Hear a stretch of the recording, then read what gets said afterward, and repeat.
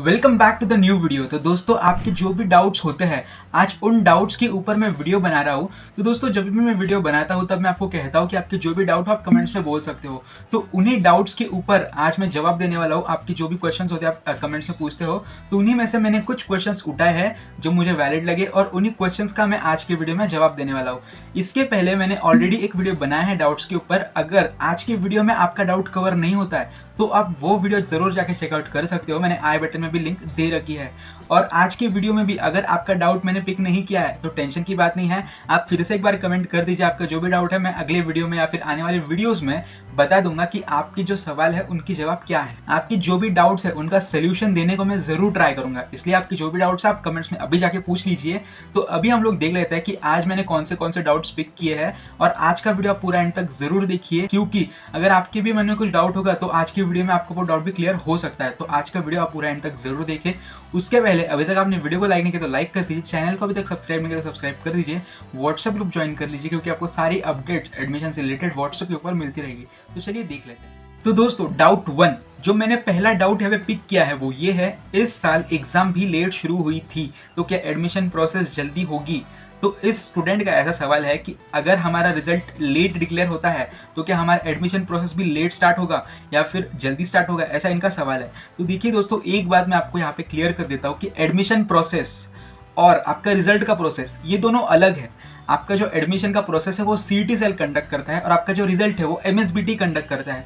अभी जो दोनों फील्ड है ना अलग है, क्योंकि सीईटी वालों का काम सीईटी वाले संभालते हैं और एमएसबीटी वालों का काम एमएसबीटी वाले संभालते हैं। तो रिजल्ट का और एडमिशन प्रोसेस का ज़्यादा कुछ रिलेशन नहीं होता है। इसका मतलब ये है कि आपका जो एडमिशन प्रोसेस है वो एज यूजुअल जैसा स्टार्ट होता है वैसा ही स्टार्ट हो जाएगा, उसमें ज़्यादा डिले नहीं होगा। बट एक्चुअली में अगर बहुत ज़्यादा सही में गैप आ जाता है आपके रिजल्ट के अंदर तो ही फिर सीईटी सेल आपकी डेट जो है एक्सटेंड कर सकती है। बट इस बार अगर आप देखोगे तो ज़्यादा एक्सटेंड नहीं हुआ है, सिर्फ 15 दिनों का गैप है। तो अगर आपका रिजल्ट डिक्लेयर हो जाएगा तो आपका जो एडमिशन प्रोसेस है वो भी जल्द से जल्द स्टार्ट हो जाएगा।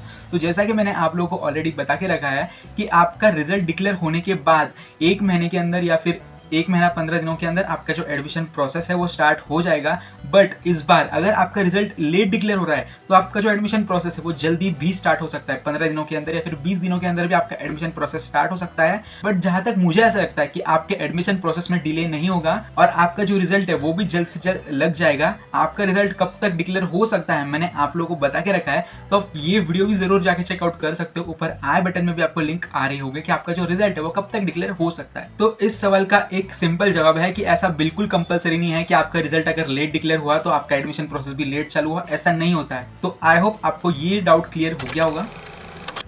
नेक्स्ट डाउट की मैं बात करूं तो वो है, when will the form of DSC Maharashtra have been release. ठीक है, इनका ऐसा सवाल है कि direct second year engineering admission के लिए जो फॉर्म निकलते हैं यानी कि जो रजिस्ट्रेशन फॉर्म होते हैं वो कब से स्टार्ट हो सकता है।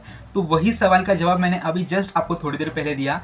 रिजल्ट लगने के बाद 1 महीने के अंदर या फिर 1 महीना 15 दिनों के अंदर आपका जो एडमिशन का प्रोसेस है स्टार्ट हो जाता है। एडमिशन के प्रोसेस में सबसे पहली स्टेप होती है आपकी रजिस्ट्रेशन फॉर्म। तो आपको सबसे पहले रजिस्ट्रेशन फॉर्म ही देखने को मिलेगा और रजिस्ट्रेशन फॉर्म फिलअप करने के बाद फिर आगे के प्रोसेस होते हैं, जैसे कि आपका डॉक्यूमेंट वेरिफिकेशन, आपकी मेरिट लिस्ट, आपका कैप राउंड, फिर आपका एडमिशन।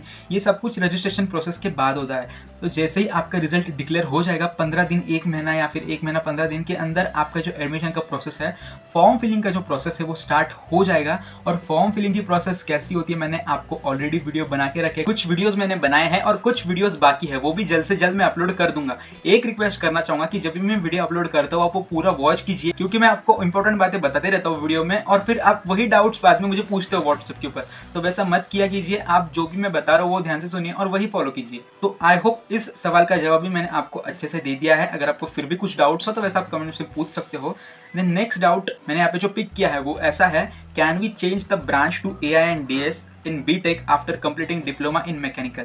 तो इस सवाल का मैं ये जवाब देना चाहूंगा कि आपने डिप्लोमा में कौन सा सब्जेक्ट लिया है या फिर आप इंजीनियरिंग में कौन सा सब्जेक्ट लेने वाले हो, ये कुछ भी मैटर नहीं करता है। भले ही आपने डिप्लोमा मैकेनिकल से किया हो या फिर आप भले ही डिग्री सीएस से कर रहे हो या फिर आपने सीएस डिप्लोमा में किया है, अभी आपको डिग्री मैकेनिकल में करनी है, कुछ फर्क नहीं पड़ता है, आप चेंज कर सकते हो। फिलहाल तो यही रूल है कि आप कोई भी ब्रांच में एडमिशन ले सकते हो अगर आप कोई भी ब्रांच में डिप्लोमा करते हो। तो इस सवाल का एक ही जवाब है, हाँ, अगर आपने डिप्लोमा मैकेनिकल से किया है तो आप एआई एंड डीएस में आपकी जो इंजीनियरिंग है वो कंप्लीट कर सकते हो।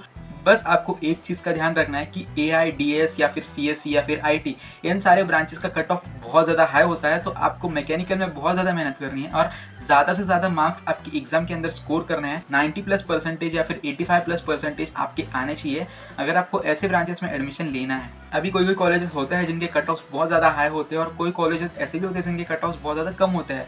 तो आप ऐसे सारे कॉलेजेस चेक कीजिए, आप देखिए कि आपके परसेंटेज के लिए कौन सा कॉलेज आपके लिए सूटेबल रहेगा और वही कॉलेज आप आपके कैप राउंड्स के अंदर, आपकी लिस्ट के अंदर पुट कर सकते हो। बस इतना ही मैं बताना चाहूँगा। इसका जवाब हाँ है, आप चेंज कर सकते हो। देन नेक्स्ट डाउट है, महाराष्ट्र में एडमिशन के लिए डिप्लोमा के CGPA को परसेंटेज में कन्वर्ट करना होगा। हाँ, तो अगर आपके कॉलेज में CGPA दिया जाता है, अब ये बहुत ही ज़्यादा रेयर केस है कि आपके कॉलेज में CGPA दिया जा रहा होगा डिप्लोमा में, तो आपको उसे परसेंटेज में ही कन्वर्ट करना होगा। आप चेक कीजिए आपके कॉलेज में कन्वर्जन किस तरह से किया जाता है। अभी कोई कॉलेजेस में कैसा होता है कन्वर्जन रेट, आपकी जो CGPA है उन्हें 10 से मल्टीप्लाई करना होता है और फिर उसके बाद आपका परसेंटेज निकलता है। अभी कोई कॉलेज में आपको 10 से करना पड़ता है, कोई कॉलेज में आपको 9.6 से करना पड़ता है। आप चेक कीजिए कि आपके कॉलेज में कन्वर्जन रेट कैसा है और उसके अकॉर्डिंग ही आप आपका जो CGPA है वो परसेंटेज में कन्वर्ट कर सकते हो। और आपको रजिस्ट्रेशन फॉर्म में परसेंटेज ही पुट करना होता है। आपको CGPA अगर आपका होगा परसेंटेज में ही आपको पुट करना होता है। तो अगर आपको CGPA मिलता होगा तो आपको उसे परसेंटेज में कन्वर्ट करना पड़ेगा। तो इसका जवाब मैं हाँ देना चाहूँगा, आपको CGPA को परसेंटेज में कन्वर्ट करना पड़ता है। देन नेक्स्ट सवाल है, मेरा डिप्लोमा 2023 में कंप्लीट है, 1 ईयर का गैप लिया था, तो अब DSC एडमिशन की प्रोसेस कैसी होती है। तो देखिए DSC एडमिशन की प्रोसेस सेम होती है, जैसी मैं सबको बताता हूँ वैसी ही प्रोसेस आपको ही फॉलो करनी है। बस आपको एक चीज़ यहाँ पे रिक्वायर्ड हो सकती है, दैट इज गैप सर्टिफिकेट। कि आपने गैप क्यों लिया, उन्हें रीज़न तो बताना पड़ेगा ना कि आपने गैप क्यों लिया। बट ये भी बहुत ही ज़्यादा रेयर है, मतलब सारे कॉलेजेस नहीं पूछेंगे आपने क्यों गैप लिया, आपने क्या किया 1 साल। कोई कॉलेजेस ऐसे होते हैं जो लोग गैप सर्टिफिकेट मांग सकते हैं, बट यहाँ पे कंपलसरी नहीं है कि सारे ही कॉलेज मांगते हैं। तो डिपेंड करता है कि आप कौन से कॉलेज में एडमिशन लेना चाहते हो। अगर वो आपको गैप सर्टिफिकेट मांगते हैं तो आपको गैप सर्टिफिकेट देना होगा, अगर नहीं मांगते तो उसकी ज़्यादा कुछ खास ज़रूरत पड़ती नहीं है गैप सर्टिफिकेट की। तो इस सवाल का मैं ऐसा जवाब देना चाहूँगा कि डिपेंड करता है कि आप कौन से कॉलेज में एडमिशन ले रहे हो। अगर वो आपको गैप सर्टिफिकेट मांगेंगे तो आपको देना पड़ेगा, या नहीं मांगेंगे तो नहीं देना पड़ेगा। बट इस चीज़ में अगर आपके पास गैप सर्टिफिकेट होगा तो बहुत अच्छी बात है, इसलिए आप रखिए। अगर आपको मांग लिया तो आप दे सकते हो, नहीं मांगा तो आपके पास रख सकते हो, इसलिए आप गैप सर्टिफिकेट निकाल के रख सकते हो अगर आपका गैप होगा एकेडमिक्स के अंदर। देन नेक्स्ट डाउट अभी हम लोग देख लेते हैं, डिप्लोमा के बाद JEE मेंस भी देना होता है क्या। ठीक है, तो डिप्लोमा के बाद जैसा कि मैंने आपको ऑलरेडी पिछले डाउट्स की वीडियो में बताया था कि आपको डिप्लोमा के बाद किसी भी तरह की एंट्रेंस एग्जाम नहीं देनी होती है for taking admission in direct second year engineering. आपके डिप्लोमा के जितने परसेंटेज है, आपका जो मेरिट नंबर है, उसके बेसिस के ऊपर ही आपको इंजीनियरिंग के अंदर एडमिशन मिलता है। तो इसका जवाब है नहीं, आपको JEE मेंस वगैरह कुछ भी देना नहीं होता है आपको इंजीनियरिंग में एडमिशन अगर लेना होगा तो। देन नेक्स्ट डाउट और लास्ट डाउट आज का हम लोग देख लेते हैं, is migration certificate compulsory for all students. तो इसका जवाब भी मैं नहीं देना चाहूँगा। माइग्रेशन सर्टिफिकेट सारे बच्चों को कंपलसरी नहीं होता है। वैसे अगर आपने डिप्लोमा किसी और यूनिवर्सिटी से किया है और इंजीनियरिंग किसी और यूनिवर्सिटी से करना चाहते हो तो आप रख सकते हो migration certificate, but most of the time आपको नहीं पूछेंगे माइग्रेशन सर्टिफिकेट। इन रेयर केसेस जैसा कि गैप सर्टिफिकेट में मैंने आपको कहा कि अगर आपको माइग्रेशन सर्टिफिकेट मांगा जाता है तो आप दे सकते हो, अगर नहीं मांगा जाता है तो मत दीजिए। आप एटलीस्ट निकाल के रख सकते हो माइग्रेशन सर्टिफिकेट। अगर आपको ज़रूरत पड़ जाती है तो आप दे सकते हो उन्हें, अगर नहीं पड़ती तो कोई प्रॉब्लम नहीं है। बट अगर आपके पास होगा तो वो एक पॉजिटिव पॉइंट होगा। बट इसका मैं जवाब देना चाहूँगा कि कंपलसरी नहीं है, माइग्रेशन सर्टिफिकेट की ज़रूरत मोस्टली नहीं पड़ती है। तो आई होप आपका ये डाउट क्लियर हो गया होगा। आज की वीडियो में हमने जो भी डाउट्स देखे उनमें अगर आपको फिर से कुछ डाउट निकल के आता है तो बस आप कमेंट्स में पूछ सकते हो। आज की जानकारी आपके लिए हेल्पफुल रही होगी तो वीडियो को लाइक कर दीजिए। आपको कौन सा वीडियो चाहिए वैसे आप कमेंट्स में बता सकते हो। आने वाली अपडेट्स के लिए चैनल को सब्सक्राइब कर दीजिए, व्हाट्सएप ग्रुप ज्वाइन कर लीजिए क्योंकि आपको सारी एडमिशन की अपडेट्स व्हाट्सएप के अंदर मिलती रहेगी। तो मिलते हैं नए वीडियो में नए अपडेट के साथ।